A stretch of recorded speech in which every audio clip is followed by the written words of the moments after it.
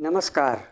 मुस्लिम देश कतर से 8 पूर्व भारतीय नौसैनिकों की रिहाई हो चुकी है, जिनमें से 7 भारत लौट आए हैं।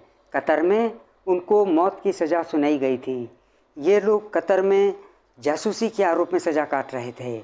इस घटनाक्रम की पृष्ठभूमि में प्रधानमंत्री नरेंद्र मोदी संयुक्त अरब अमीरात यूएई की अपनी 2 दिवसीय यात्रा के समापन के बाद 14 फरवरी को कतर की राजधानी दोहा की यात्रा करने वाले हैं। प्रधानमंत्री नरेंद्र मोदी की कतर यात्रा की घोषणा खाड़ी देश द्वारा जेल में बंद 8 पूर्व भारतीय नौसैनिकों को रिहा करने के एक दिन बाद हुई।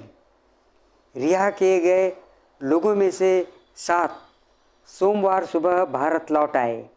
विदेश सचिव विनय क्वात्रा ने कहा कि प्रधानमंत्री नरेंद्र मोदी ने व्यक्तिगत रूप से इस मामले के घटनाक्रम की निगरानी की है।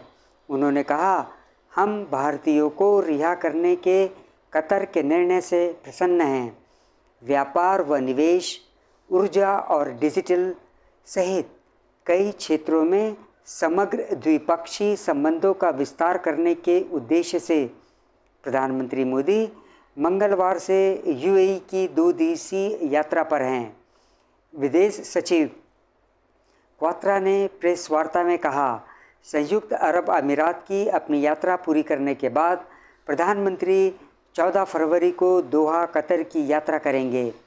विदेश सचिव ने कहा कि मोदी और कतर के अमीर शेख तमीम बिन हमद अल थानी द्विपक्षीय संबंधों को और विस्तार देने के लिए व्यापक बातचीत करेंगे।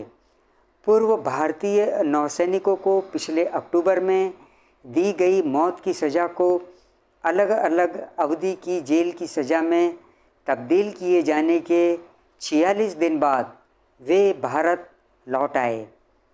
8 को स्पष्ट रूप से जासूसी के आरोपों का सामना करना पड़ा, लेकिन न तो कतर के अधिकारियों और न ही नई दिल्ली ने उनके खिलाफ आरोपों को सार्वजनिक किया। विदेश सचिव ने कहा, रिहा किए गए 8 भारतीयों में से 7 भारत लौट आए हैं। हम इन नागरिकों की रिहाई और घर वापसी को संभव बनाने के लिए कतर के अमीर के फैसले की सराहना करते हैं। इधर भारतीयों की वतन वापसी पर विदेश सचिव ने कहा कि हम उनमें से 7 भारतीय नागरिकों को वापस पाकर खुश हैं। 8वें भारतीय नागरिक को भी रिहा कर दिया गया है और हम कतर सरकार के साथ काम करना जारी रखेंगे, यह देखने के लिए कि उसकी भारत वापसी कितनी जल्दी संभव होगी। उन्होंने कहा, प्रधानमंत्री ने व्यक्तिगत रूप से इस मामले में सभी घटनाक्रम की लगातार निगरानी की है और कभी भी ऐसी किसी भी पहल से पीछे नहीं हटे जो भारतीय नागरिकों की घर वापसी सुनिश्चित कर सके। कतर में मौत की सज़ा पाए 8 में से 7 पूर्व नौसैनिक भारत लौट आए हैं और एयरपोर्ट पर उतरते ही उन्होंने संवेद स्वर में कहा, पीएम मोदी की वजह से बची जान। इन पूर्व नौसेना अधिकारियों का प्रधानमंत्री नरेंद्र मोदी के लिए दिया गया ये बयान भारत की सफल कूटनीति की अपनी कहानी खुद ही कह रहा है। ये उन राजनीतिज्ञों के लिए बहुत बड़ा सबक है जो मुश्किल घड़ी में देश के साथ खड़े रहने के बजाय कूटनीति पर सरकार को घेरने की फिराक में लगे रहते हैं। आज के इस अंक में बस इतना ही।